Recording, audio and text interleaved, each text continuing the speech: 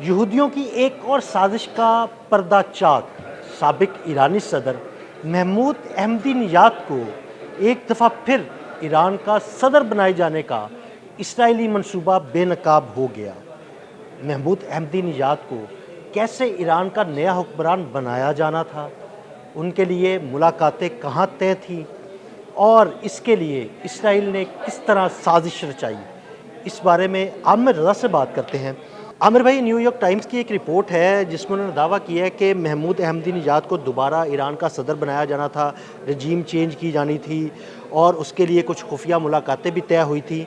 ये सारा मंसूबा कैसे तय पाया और उसे पासदारान इनकलाब ने जो है वो नाकाम क्यों बनाया और कैसे बनाया, इस बारे में हमारे नाज़रीन को ज़रा बताइएगा। देखिए, पहली बात तो यह है कि महमूद अहमदीनिजाद ईरान के उन सदूर में शामिल है जिनको अपने नज़रियात के हवाले से हार्ड कोर समझा जाता था। यानी ये बहुत ज़्यादा जो थे ज़ेनिस्ट के ख़िलाफ़ थे, यहूदियों के, और ये जो अमेरिकन ईसाई हैं इनके और रशिया के बहुत करीब रहे हैं। अहमदीनिजाद बहुत ही सादा तबीयत के आदमी, अगर उस ज़माने की तस्वीरें देखें तो बड़ी दिलचस्प नज़र आती हैं कि रोड साइड पर खड़े होकर वो अपनी जो है इबादत फरमा रहे होते हैं।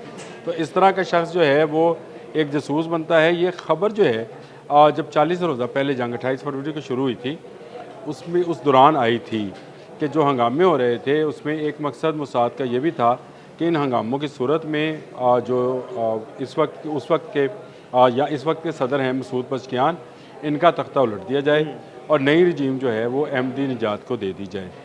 उसके बाद ये खबर आई कि जो पासदारानी इनकलाब हैं उन्होंने उसको गिरफ़्तार कर लिया। ये सारी स्टोरीज़ जो हैं इकट्ठी करके न्यूयॉर्क टाइम ने एक अपनी स्टोरी बना ली और उन्होंने इसको पब्लिश कर दिया, और पब्लिश करके उसमें ये साबित करने की कोशिश की कि हंगरी बुडापेस्ट में, हंगरी के शहर बुडापेस्ट में एक माहौलियाती तब्दीली के हवाले से कॉन्फ्रेंस थी जहाँ पर अहमदीनिजाद को लेक्चर के लिए बुलाया गया। अहमदीनिजाद वहाँ पर गए और वहीं पर वहाँ के जो जिस यूनिवर्सिटी में ये सारी कॉन्फ्रेंस हो रही थी उसी के वाइस चांसलर गिगली ने जो है एक मुलाकात अरेंज की, जो कि मोसाद की मुलाकात थी, जिस पर न्यूयॉर्क टाइम ने कहा कि उनका ये मौक़िफ़ था कि दो दुश्मन अगर बैठना चाहें तो उनको बैठाकर बातचीत करा देनी चाहिए। अच्छा, ये मुलाकात जो है इसको हाइप दी गई। न्यूयॉर्क टाइम की स्टोरी जो है ये एकदम से जिसको हम अपनी ज़ुबान में कहते हैं फट्टे पे चढ़ गई जी बिल्कुल, और फ्लैश होना शुरू हो गई। फिर ये इस तरह की ख़बरें सामने आई कि ये कैसे हो सकता है कि इतना सादा तबीयत का आदमी क्या पैसे के लालच में उसने ये काम किया।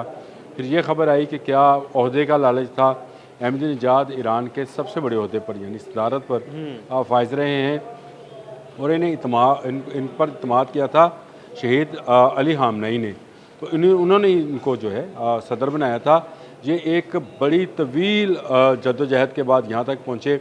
बहुत ही गरीब घराने से तल्लुक़ रखते थे, लेकिन बहुत ही ज़हीन स्टूडेंट थे और इन्होंने अपनी सारी जो सियासत है वो पासदारान इनकलाब के साथ ही की है। यानी ये उनका एक सियासी चेहरा, जिस तरह से मसूद पज़ेश्कियान है, ये सारे वो लोग हैं जो कि बहुत पढ़े लिखे हैं, इनकी अपनी जो डिग्रीज़ हैं अहमदीनिजाद की माहौलियात में हैं। बिल्कुल। तो ये इनको कैसे निशाना बनाया गया, कैसे यहाँ मोसाद ने इनको क्या लालच दिया होगा, ये वो स्टोरीज़ थी जिनको न्यूयॉर्क टाइम ने दोबारा से निकाला है और मुख्तलिफ़ हवालों से वो जो है स्टोरी को बिल्ड करने की कोशिश की है। लेकिन मैं आपको बताऊं, उसके बाद है न्यूयॉर्क टाइम्स के बाद मैंने आपसे कहा कि दुनिया भर का मीडिया इस पर आ गया, गार्डियन भी आ गया और बहुत सारे हमारे यहाँ का मीडिया ने भी इस खबर को न्यूयॉर्क टाइम के हवाले से ही पब्लिश किया है और उनका ये मानना है कि शायद न्यूयॉर्क टाइम की ये स्टोरी दुरुस्त है।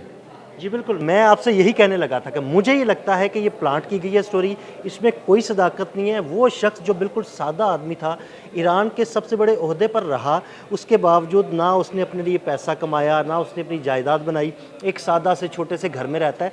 तो मुझे ये लगता है स्टोरी प्लांट की गई है और जानबूझ के उन्हें निशाना बनाया गया है। देखिए, सबसे पहली बात तो ये है कि ये आपने बिल्कुल जो तबसरा किया है, मैं 100% उसके साथ एग्री करता हूँ, क्योंकि अभी तुर्की के एक मीडिया हाउस ने जो है इस खबर को रिवील भी कर दिया है, अहमदीनिजाद का इंटरव्यू छाप भी दिया है और उन्होंने इसकी और मुकम्मल तौर पे तरदीद की है।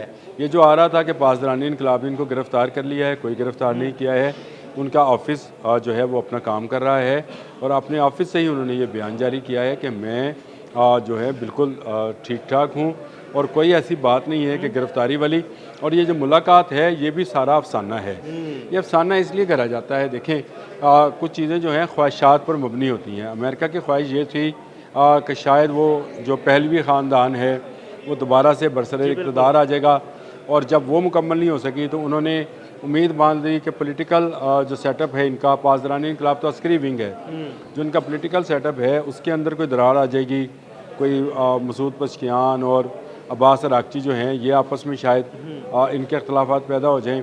जब इसमें कामयाबी ना हो सकी तो फिर एक झूठी कहानी जो है घड़ा गया, ताकि लोगों को, ईरान के रहने वाले लोगों को इस बात पर किया जाए कि शायद पॉलिटिकली जो इनका इनका सर्कल है ईरान का, उसके अंदर दरारें मौजूद हैं और वहाँ पर आपको ऐसी रोम मिल सकता है जिसमें आप जो है एक नई साजिश कर सकते हैं। हाँ जी। तो ये मोसाद की वैसे ही एक वो प्लानिंग थी, जिस तरह से उन्होंने ईरान पर हमला करने से पहले प्लानिंग कर रखी थी, रिपोर्ट्स बना रखी थी, जो सारी की सारी झूठी साबित हुई, उल्टा और प्लानिंग सारी नाकाम साबित हुई। उल्टा अमेरिका जो है वो फंस गया।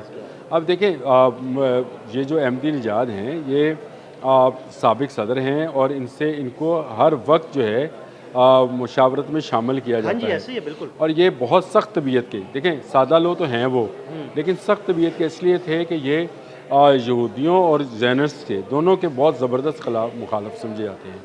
इनके मतलब एक ऐसी स्टोरी को घरा गया, उसमें ऐसे ऐसे एविडेंस शामिल किए गए आज, और आहिस्ता आहिस्ता यानी 40 रोज़ा जंग में कभी ये खबर आई कि वो जसूसों के साथ मिले हुए हैं, एक खबर आई कि उन पर जो है हमला हुआ है, एक खबर आई कि पासदारानी इनकलाब ने गिरफ्तार कर लिया। जी बिल्कुल, ये उन्होंने दावा किया है, इस अखबार ने दावा किया है कि जनाब अहमदी निजाद को गिरफ्तार कर लिया गया पासदारानी इनकलाब ने, ये साजिश नाकाम बनाने के लिए गिरफ्तार हुए। हालांकि मैं आपको मज़े की एक बात बताता हूँ, मेरी अपनी फैमिली के अंदर मुझसे ये सवाल हुआ था कि ये अहमदी निजाद तो जसूस निकला। मेरे भाई ने कहा, उन्होंने कहा हम तो इसको बहुत सादा आदमी समझते थे, ये देखो जसूस निकला। तो मैंने उसको कहा कि ये स्टोरी जो है इस तरह की इसलिए बनाई जाती हैं ताकि लोगों में अफरा तफरी। देखें कोई भी पॉलिटिकल, एक ही पॉलिटिकल जमात हो, उसके मुख्तलिफ जो अफराद होते हैं उनके मुख्तलिफ लाइकिंग डिसलाइकिंग होती है, और ये हुस्न भी है कि एक पार्टी के अंदर ज़रूरी है कि अहमदी निजाद को बहुत सारे लोग पसंद करते होंगे, बहुत सारे लोग नफरत करते होंगे। इसी तरह मसूद पशकियान का चाहे पॉलिटिकल पार्टी वही है, एक ही है, लेकिन उसमें इख्तलाफात भी मौजूद होंगे, मुखालिफ होंगे, इख्तलाफात होंगे।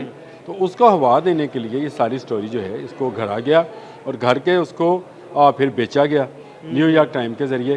तो ये ज़रूरी नहीं है कि यहाँ पर ही इवनिंगर्स हैं, बिल्कुल ऐसे ही है। अमेरिका जैसे मुल्क में भी प्रोपोगंडा के लिए और ख़ासकर जंग के दिनों में ऐसे प्रोपोगंडे के लिए ऐसे अखबारात और मीडिया हाउसेस को इस्तेमाल किया जाता है ताकि एक ऐसी खबर जो है वो बाहर आए जिससे अफरा तफरी शो हो, लगे ऐसे कि शायद मसूद पशकियान का तख्ता उल्टा जाना है, लगे ऐसे जैसे मुज्तबा खामनेई को जो है शहीद किया जाना है या शहीद कर दिया गया है। इस तरह की स्टोरीज़ जंग के दिनों में मुख्तलिफ अखबारात निकालते रहते हैं और उसी को लेकर फिर बाकी मीडिया हाउसेस जो हैं तर्जमा करते हैं, तहकीक नहीं कर। मुझे ये समझ नहीं आती, आप तहकीक करें, अगर आपकी तहकीक मुकम्मल होती है ज़रूर आप देखिए मेरा आपके साथ ये बात करने का मकसद भी यही था कि जब ये स्टोरी प्लांट की गई और मैंने आपसे गुफ्तगू की कि देखिए आमिर भाई मुझे ये लगता है कि ये स्टोरी प्लांट की गई है या हो सकता है इसमें कोई सच्चाई हो, तो आपने कहा कि नहीं भाई 100% प्लांट की गई है, जानबूझ के वहाँ पर ईरान के अंदर एक अफरा तफरी फैलाने, सियासी तौर पर अफरा तफरी, तो इसलिए हम लोगों ने ये स्टोरी को करने का फैसला किया। हाँ, और अस्करी तौर पर तो ये अफरा तफरी फैला नहीं सके और एक गोली चलने पर ईरान ने एक हो जाना था, मुझे पहले से पता है। तो इन्होंने कहा कि पोलिटिकली जो है वहाँ पर ज़रा हलचल मचाई जाए, लोगों में ज़रा शकूक व शुबहात पैदा किए जाएँ, शायद इससे कोई जो है मुजाहिरीन बाहर निकलें या वो लोग जो अहमदी निजाद के ख़िलाफ़ हैं या हक़ में हैं उनका आपस में कोई टसल हो। ऐसा कुछ होने वाला नहीं है। वहाँ पर तमाम लोग अपने सुप्रीम कमांडर मुज्तबा खामनेई के हामी हैं, जो इस वक्त पॉलिटिकल सेटअप है उस पर इत्माद करते हैं, चाहे वो मसूद पशकियान है चाहे अब्बास अरागची हैं, उन पर मुकम्मल इत्माद है।